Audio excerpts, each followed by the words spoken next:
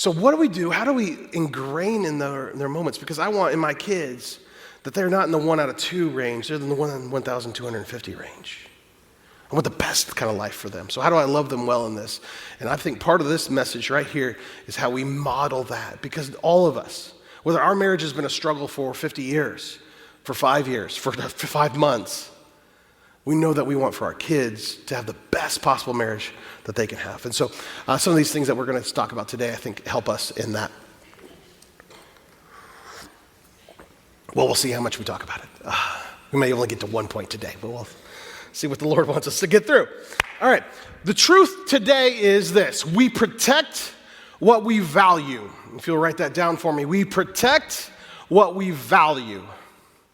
If you think about what you have a safe for, I have a safe in my house. It does not have any money in it because I ain't got none. But it doesn't have any fancy coins or anything like that. But what it does have is my identification papers. It's got my passports. It's got my kids' passports, those kinds of things. I protect what I value. I don't really care about anything else. It's got my marriage license in it. But if my house burnt down today and it's not breathing oxygen, I don't necessarily care that much about it, except what's in this one fireproof box. I can start all over if I have that fireproof box. The rest of it, if it's not breathing oxygen, right? We protect what we value. Some of you have very important or valuable things in your house. You've got huge safes for your gun collection. And it goes 2 ways, right? It protects the people in your house, like no one can get access to those guns, but it also protects something that's expensive. It goes both ways in those moments. We protect what we value. I used to have a 2003 Alero, the epitome of awesome sports car. This was a red car that I absolutely hated. I did not fit in it. It smelled funny. I did not like it. Do you know why I drove a 2003 Alero? Because I had twins. And twins don't fit into a Jeep Wrangler, which was my dream car. It was the first car I got when I got adult money. You know, you get your first paycheck that you're an adult. It's not like it's not a minimum wage flipping hamburgers job. And you're like, I have money. And I bought this Jeep Wrangler Unlimited. I was so happy about it. We were so excited. And that thing turned into a minivan that Kelly drove. And the Alero was her car. It's the car she wanted. But then I had to drive it because it was at least better than driving a minivan, Keith. But, you know. But I didn't fit in it. It smelled funny. Some squirrels had gotten into the car, had chewed through the glove compartment air filter, the cabin air filter, and made a nest in it. And they wanted a little bit more room, so they chewed even more of the air conditioner fan. So it went whenever you turned the AC on. I lived in Georgia. The AC is on in February. I never locked that car. You know, in the dust, steal me, please. But if I put my phone in that car, I lock the door. If my computer was in the car, I locked that. But generally, the doors were wide open. Take it if you want it. I almost died in that car. I got T-boned by a gas truck. Though I should have had a picture today. The whole thing was like a third of the size, and here I am stuck. The driver's side is the only thing that didn't crumple. The wheels were, I was never so happy that I almost died in my life. Get a new car now. Folks, you probably shouldn't go to that lengths, but it wasn't my fault. I really wasn't putting myself in a bad spot. But anyway, I didn't protect that car. And you guys know, you've been there. You've had different things. You're like, I just don't care about that thing. But we protect what we value. And I think sometimes we get in spots in our marriage or in our relationships that maybe that Alero is a good example of where we've gotten to. It doesn't fit anymore. It smells kind of funny and it makes weird noises. That's our marriage. But we would protect what we value. If that was my Jeep Wrangler and I had any hint thinking that maybe a squirrel had come near it, there have been traps everywhere. Me sitting outside with a BB gun ready to kill some squirrels. I protected what I valued. We think about our kids, we think about our marriage, we think about the stuff that's really important to us. We protect what we value. It's our very nature. And I would put forth to you, sometimes we put on easy strip or easy road, or we just let it go because we've been married for so long. We've been with that person for so long that the protection of our marriage starts to wane, and we start protecting our kids more. We start protecting our job more. We start protecting our income more. And our marriage starts to take a back seat, and then a back seat, and then a back seat. And all of a sudden, we're leaving the doors unlocked on our marriage. And I would say for you this morning, if you've thought about that, if you put yourself in that moment, let the alarm bells ring and say, whoa, whoa, whoa, whoa, this is the most important earthly relationship that I have. I have to protect what I value. And I will do what needs to happen to protect what I value. Matthew 19, verse 3 through 6. Some Pharisees came to him to test him.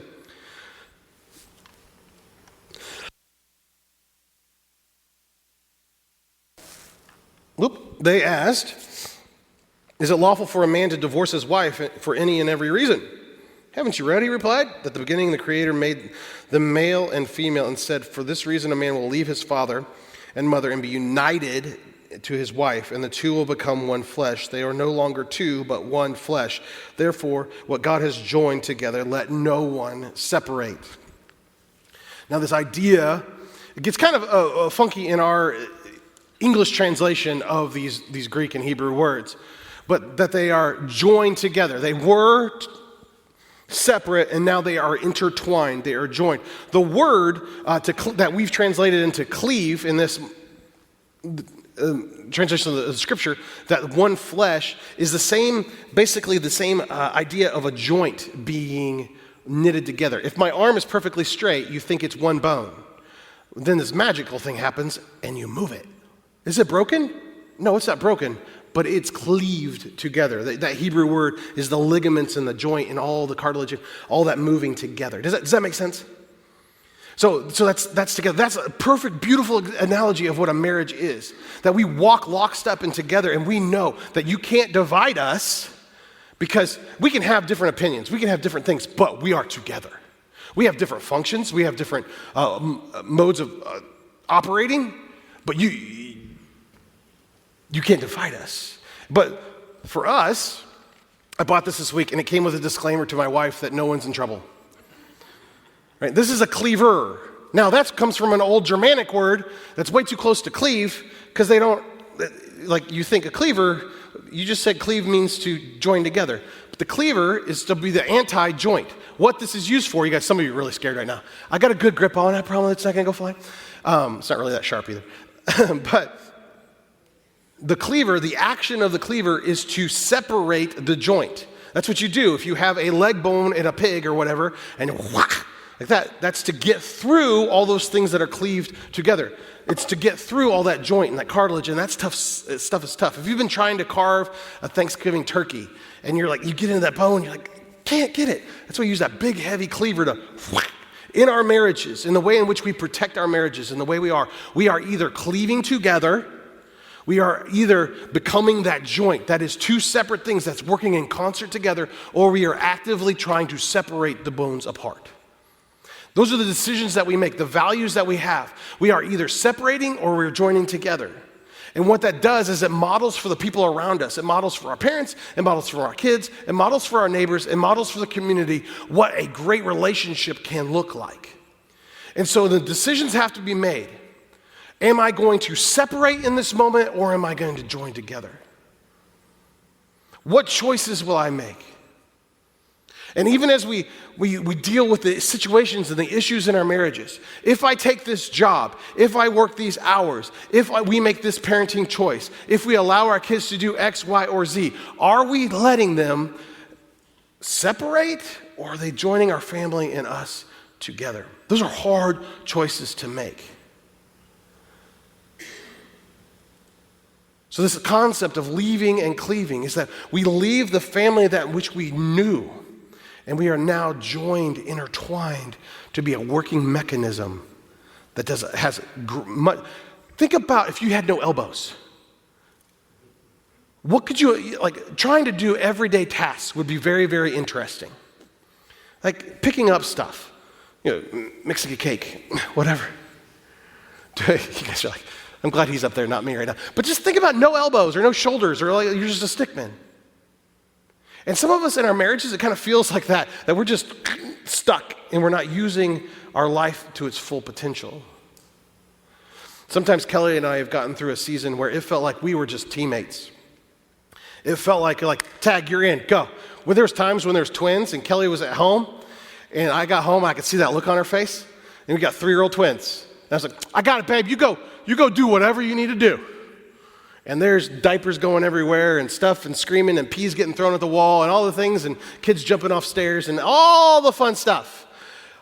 You just go do whatever you need to do. Tag, I'm in. But there's also times like, okay, how are we going to bathe these two and not one of them drown?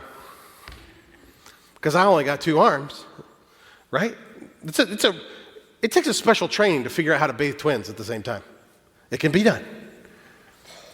But how are we going to be a team so everybody's safe and everybody's built up?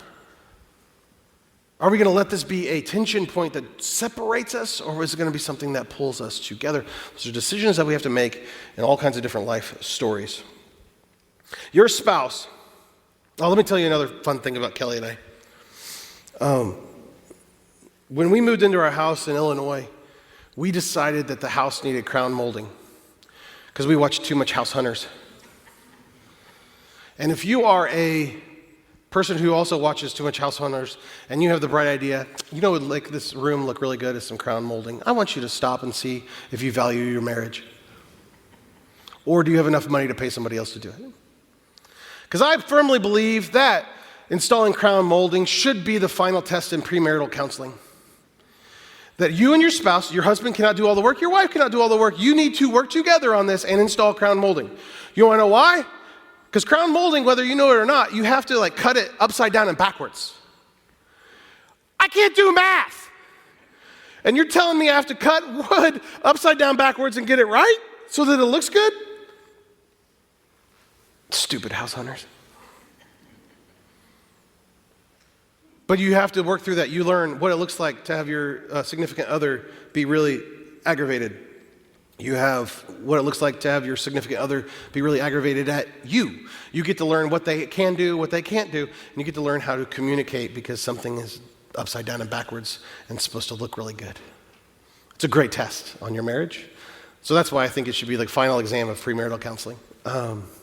Just hang some crown molding. It's great. It's fun. It did increase the resale value of the house.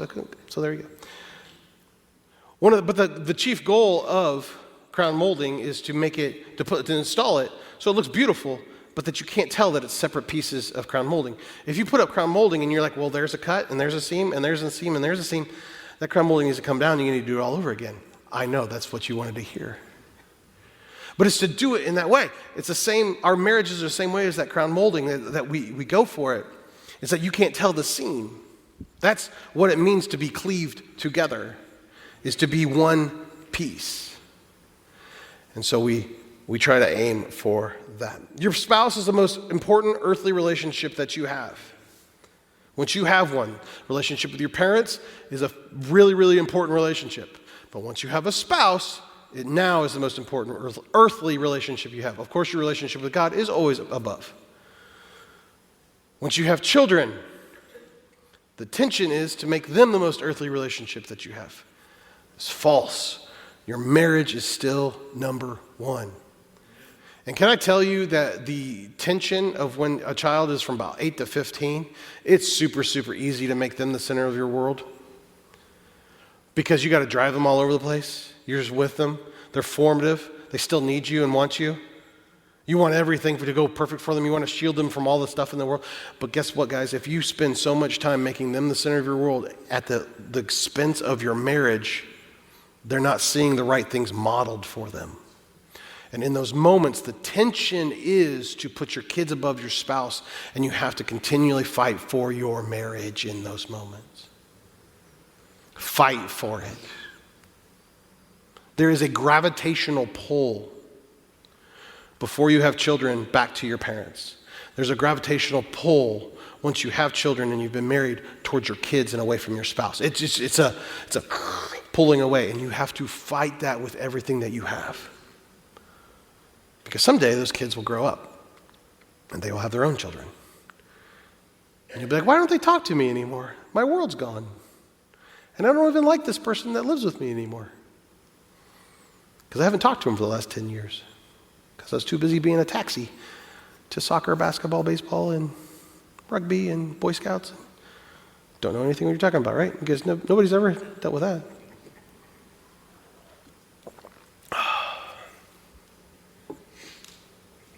Need another one. 3 spaces in which we get to cleave and leave. First one is this.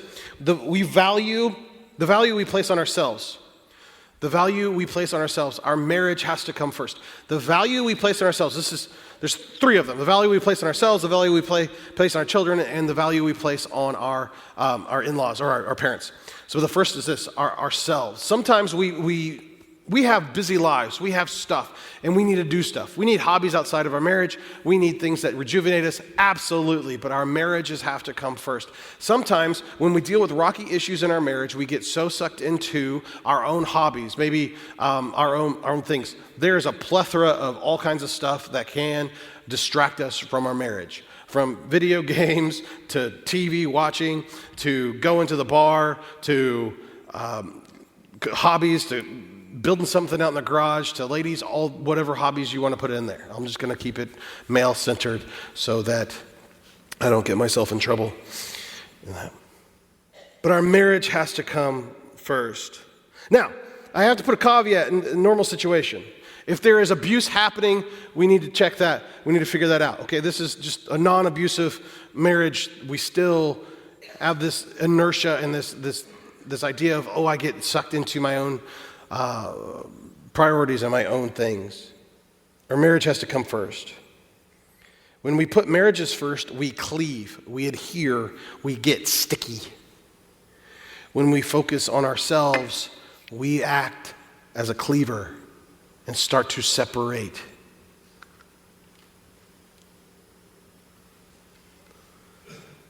When you get married, the joy of being married is now you get to be second place. It's really fun. You get to be, we talked about humility last week. We'll talk about this a lot more next week. But when you get married, the joy, the accomplishment in getting married is you get to be second place now. And all next week is about when that works in concert together, everybody gets to be in first place. It's really fun. When it gets a little wonky, it doesn't feel so good. But when you get married, you now get to, underline get, to be in second place. So how do we remedy the mistake of putting ourselves first? What do we do? This week, there's an actual step. This week, let's make sure that our spouse knows they are more important than your hobbies, your work, or your friends. This week. You can do so. It was Valentine's Day. It doesn't have to stop. Guys, you don't graduate after Valentine's Day. You have to continue the whole conversation things, all right? Make sure this week that your spouse knows they are more important than your hobbies, work, or friends. Whatever that may be. It's so easy, hey, babe, you want to go out to dinner? Sure. And then you get out to dinner and you pop out your cell phone and you're scrolling Instagram or Facebook.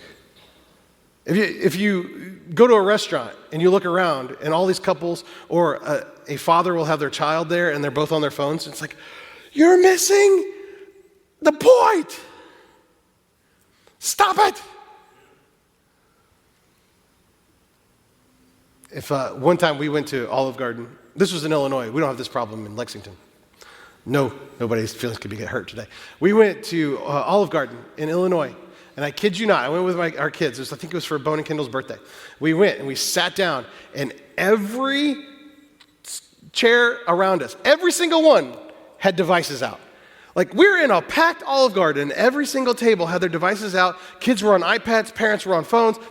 You are out to eat. You're paying money to be here. Why don't you be here together? So maybe the first thing you need to do is just put down your phone. There's moments in which you go out to eat, and there's moments in which hey, babe, would you like to watch a show together? Is this a cell phone appropriate show, or is this not a cell phone appropriate show? If Kelly wants me to watch gymnastics or the Winter Olympics, I'm going to be sure this is a cell phone appropriate moment because I am body doubling for you right now. I have no interest in what's on the TV. But if we're watching something that we actually care about together, we share together, then there probably should be a conversation of this phone's going in the other room. It's going on Do Not Disturb. It doesn't matter. There's a difference in that. And that needs to be a thing for your dinners, for your stuff.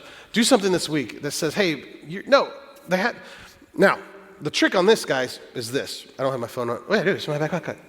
If you're watching, you're going to dinner, you're doing something with your wife. You go apple picking, because every male's favorite thing to go pumpkin patch or apple picking.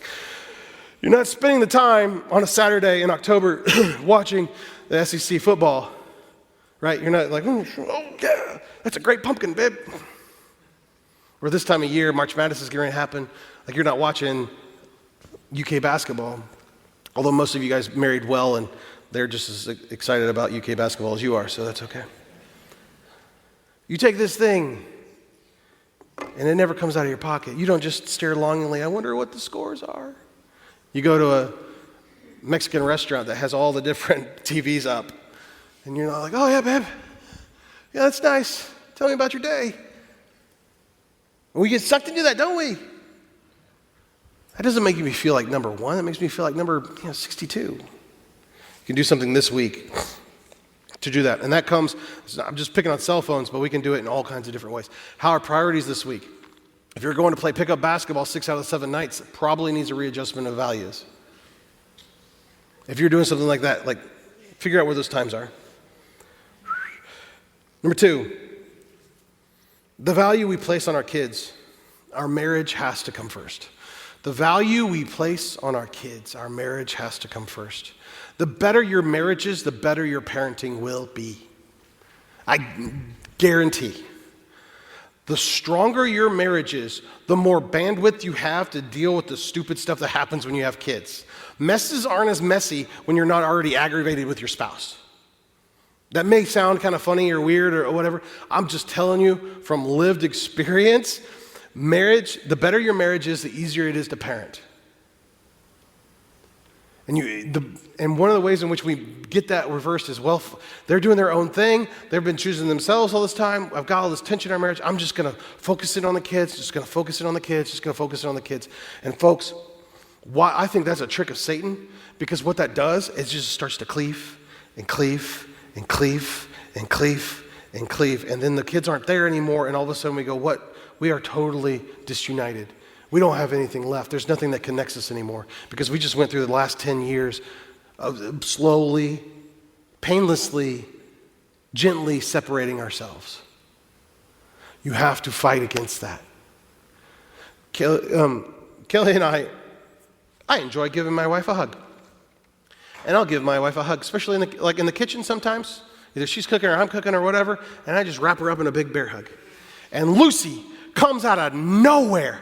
She wants to be in that hug. Do you have anybody ever experience that with their kids? Like if there's a hug happening, you got a hug hijacker that comes in there. Do you know what we do for Lucy? I do this, and Lucy gets a gentle booty bump. And she gets mad. She starts coming and get more of a booty bump, more of a booty bump. And we're going to have to take this now just got like PG-13 rated. I'm not trying to be Elvis up here or anything, but like with a booty bump across, no, you're not invited into this hug. And sometimes it's like, yeah, come on in, and so we'll squish you. But there's sometimes, no, this is our hug. You're not allowed. And what that gently says is like, no, this is our time. This is not your time. You get your own time. You get all the time that you want, because you're a cute 9-year-old girl. But right now, this is us. We value our kids, but our marriages come first. We went to Cancun, Kelly and I, last week. And my kids didn't go. And they're a little upset about it, because there's a little ice and snow thing going on here. And we were on the beach. But we value our marriage, because now we can come back and go whatever the next season is, that we're fully recharged, we're reconnected, we are ready for that. And that's intentional. And I want to show my kids that, yeah, we can get off and go off together and have a great time together because we like each other.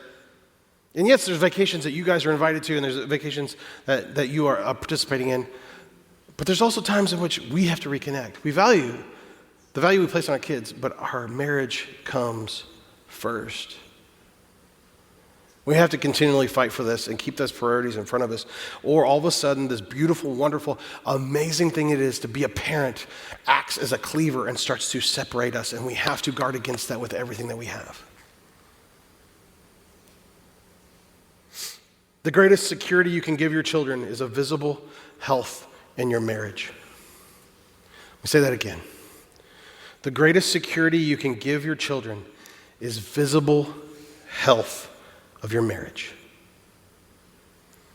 That when they walk into your home, they never have to wonder, are mom and dad fighting again? Are they going to be together? Are they going to make it?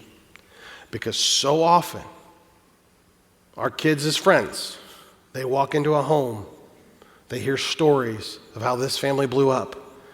These people, they don't like each other. They live in the same home. There's all these things going on. 50%, 1 out of 2 people get a divorce. Now, all of them are very angry, but there's so much dysfunction in the world. If our kids can walk in and see a functional home that's reaching after God and reaching after them and saying, yes, we love each other. Oh my goodness, guys, we changed their future. The greatest security you can give your children is the visible health of your marriage. That mom and dad are for each other. They're with each other.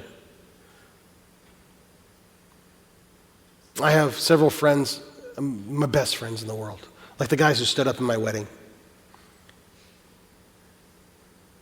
And their parents got divorced during college. Their parents fell victim to this. When they were 8 to 15 years old, they just chose their kids, and that's what we're going to do. And then when the kids went away to college, they had no idea how to manage that. And it wrecked my best friends in the world's life. They are 44 years old, and they still haven't recovered from something that happened when they were 20. And I don't say that to guilt you if you've been divorced. I really don't. That is not a guilty thing. That is supposed to be a warning bell to say, folks, we have to work on this. We have to get better. This is the quickest way in which we change the world, is to be a beacon of wonderful marriage relationships. Am I saying it's easy? Absolutely not. It is tough. I am hard to live with.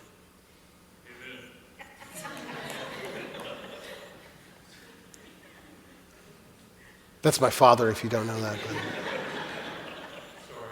yeah. But our marriages have to be fought for.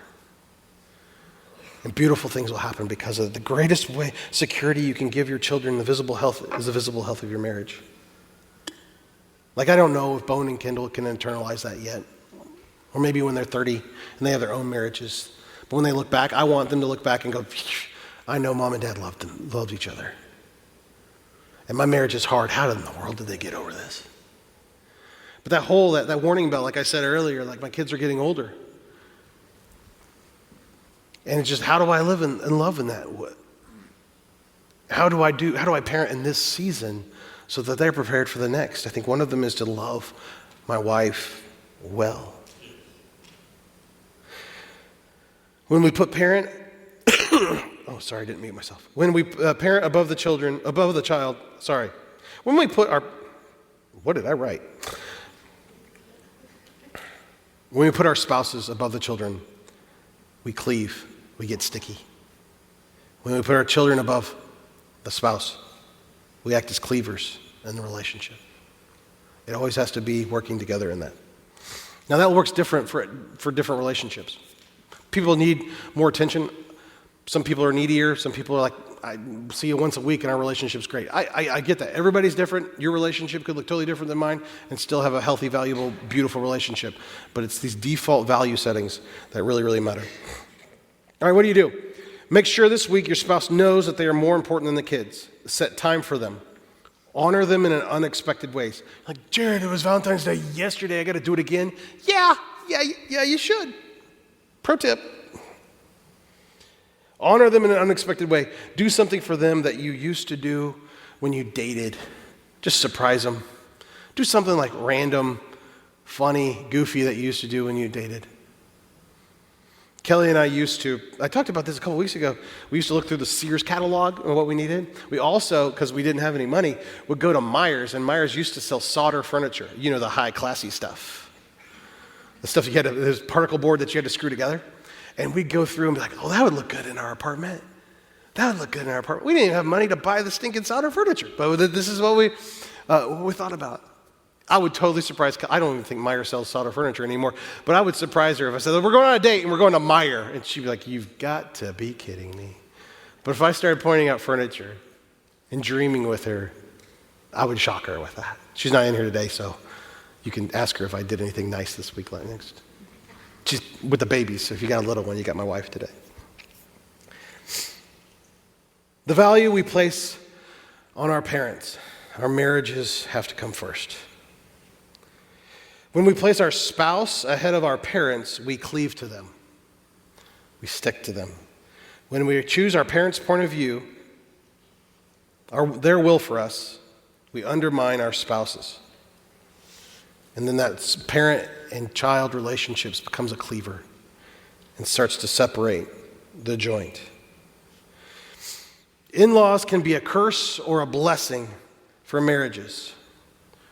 Which are you? In-laws can be a curse or a blessing. If you ever watched Everyone Loves Raymond and you want to know what a curse looks like in a marriage, that is it. I couldn't stand watching that show after a while because of how dysfunctional that relationship is. It wasn't even funny to me anymore. I have fantastic in-laws. I've been blessed beyond measure. But in-laws can be a curse or a blessing on marriages.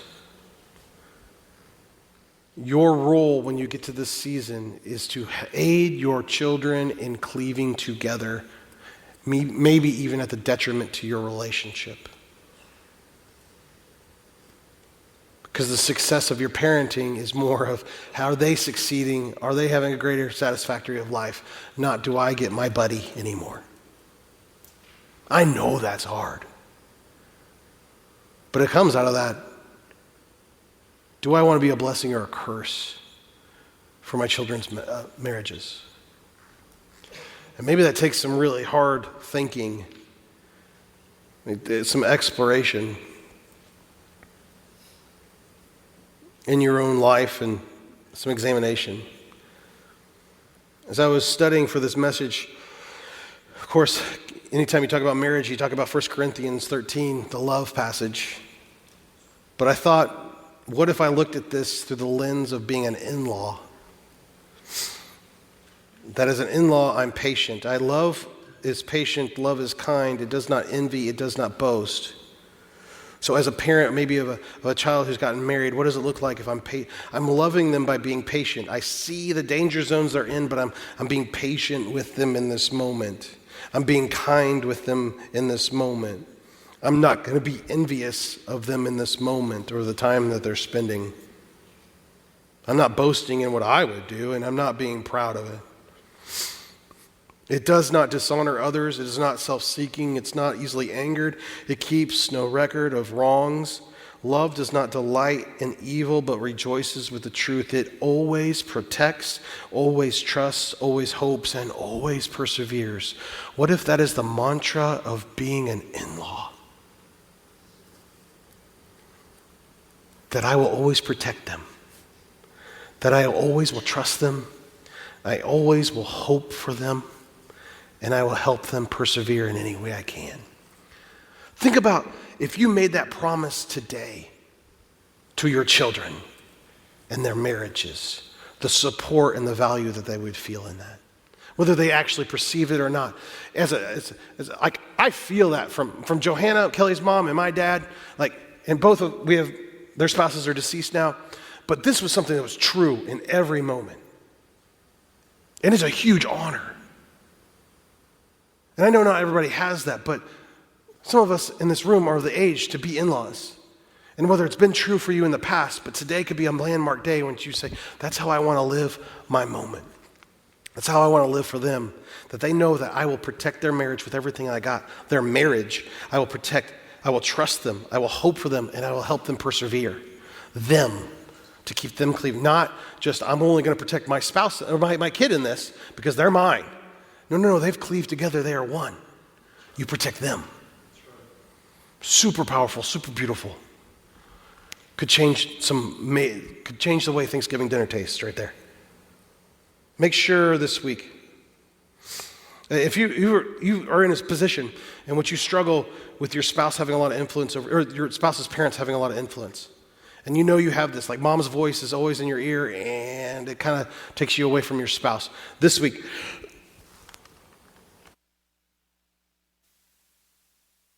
ensure that your spouse knows they are more valued than your parents. Not in derogatory to their parents, but know that they have precedence.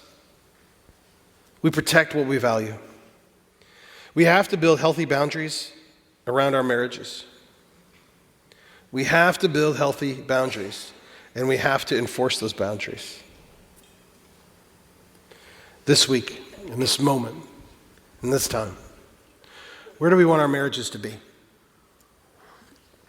5 years from now, when your kids are 5 years older, when you're 5 years older, when your spouse is 5 years older, what do you want life to look like?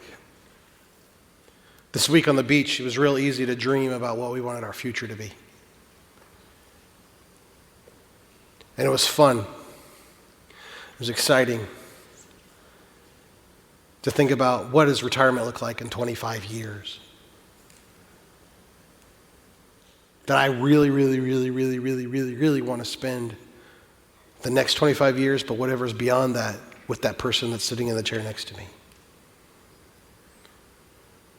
I hope that all of us have that kind of relationship, that we can have that kind of marriage and that we can model that kind of marriage for the people around us. Does that guarantee that Bowen and Kendall will have perfect marriages and Lucy? No, it doesn't. I wish it did. I wish I had a button for them. Don't make this mistake and you don't have to ever do it again. But I want to know, I've done everything possible to have the best relationship with my wife that I possibly can have so that my kids can see it. Those around us can see it. They know that something's different and better, and that's because Christ is the center of this relationship. That our love of God propels us each and every day to grow closer together as we go closer to God. And some decisions need to be made. I know it's really difficult when you feel like, yeah, but I'm the only one who loves Jesus in this relationship. I get it. But as you grow closer to God, you're going to grow closer to that person. It will be truth. Will it be easy? Absolutely not. This is not a cookies on the bottom shelf thing. This is not easy street. This is difficult, but it's worth it. It's necessary, and it's imperative. One more thing before I close. I want to talk about the parenting thing. And here's a tool that maybe you can use yourself. Stop gossiping about your spouse to your parents. Stop gossiping about your spouse to your parents. And I don't know if you guys do this. This is not like if you feel your toes being stepped on in that moment, I have not heard anything. Okay? But stop gossiping about your spouse to your parents because they will always agree with you. 15 years from now, Kendall comes to my house and says, Dad, my husband's being a jerk face. I'm going to need this cleaver. I don't care what his point of view will be. I'm going to be honest. I will always choose her over anybody else.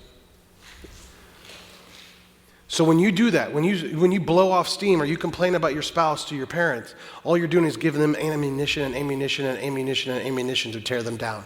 That's not going to be helpful. One of the main reasons, there's 3 or 4 main reasons why people get divorces.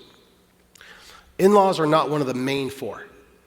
But they are the icing, the straw that breaks the camel's back. Often they're reported, and the in-laws. They did this, and then the in-laws. They did this, and then the in-laws.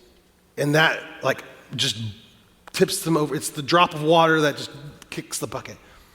If we are, like I talked about in the 1 Corinthians passage, if we're going to covet to say, if we're going to promise to say, I will always protect, and I will always help you persevere, then we have to be the people not pouring gas on that fire, but protecting it. So that's an attitude shift. And so maybe it feels good. That's what your kid talks to you about as they blow off steam about their spouse to you.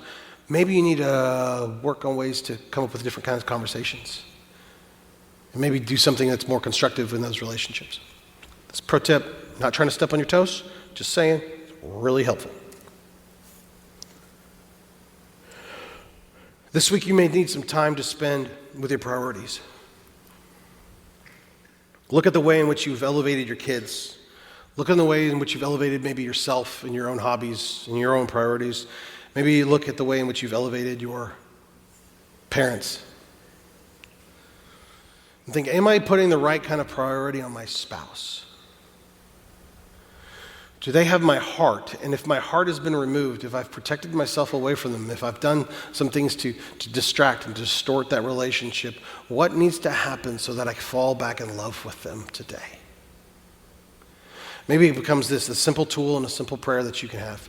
As each morning you wake up, it's, Lord, let me love my spouse more today. Enter their name, don't say spouse. Help me love them more today than I did yesterday. Show me a way in which to love them more today than I did yesterday. If you repeat that, and repeat that, and repeat that, and repeat that, it wasn't, Lord, will you fix blah, blah, blah. Lord, will you make Kelly figure out not to do this? No. Lord, let me love Kelly more intentionally, more beautifully today than I did yesterday. I may love her a whole bunch today, but can I love her more? Love is infinite. We protect what we value. We change our priorities. We change the way in which we spend our time on what we value. May that challenge you this week as my voice gives you the last ass. Let me pray for you. God, our marriages have the power to breathe life. They have the power to break us.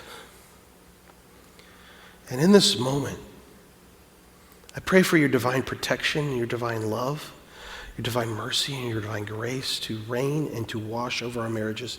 For the marriages in this room right now that are just fighting for their lives, they're on the last legs and they came here for some sort of hope. God, I just pray that they are not alone, that you love them, you've not given up on them. There's people in this room right now that care for them and love them as well and will walk through the fire with them. But that they would feel your presence in this moment, in this time.